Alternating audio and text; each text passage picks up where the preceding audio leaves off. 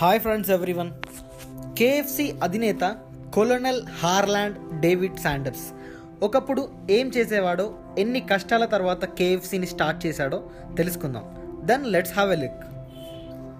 5 సంవత్సరాల వయస్సులో వాళ్ళ నాన్న చనిపోయాడు.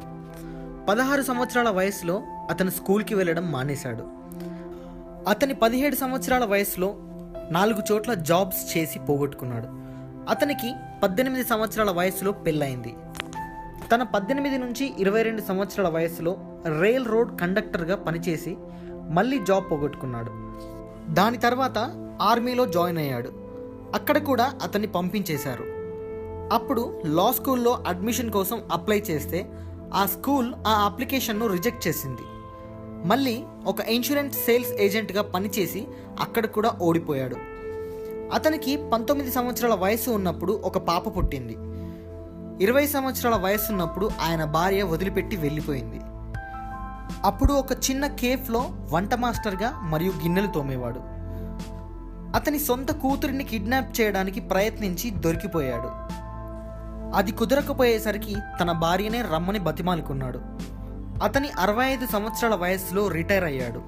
అతడు రిటైర్ అయిన రోజు అతనికి $105 చెక్ వచ్చింది.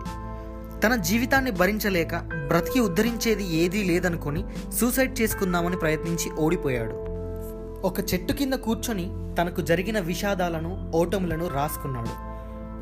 కానీ ఈయన ఒకటి మాత్రం అందరికన్నా బాగా చేయగలడు, అదే వంట చేయడం. సో చివరిగా తనకొచ్చిన $100 చెక్కును విత్డ్రా చేసుకొని చికెన్ తీసుకొచ్చి తన చిట్కాలతో ఫ్రై చేయడం మొదలుపెట్టాడు.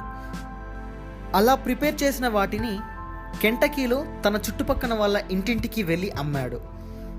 అలా తన బిజినెస్ చిన్నగా డెవలప్ చేసుకొని ప్రపంచవ్యాప్తంగా స్ప్రెడ్ చేశాడు.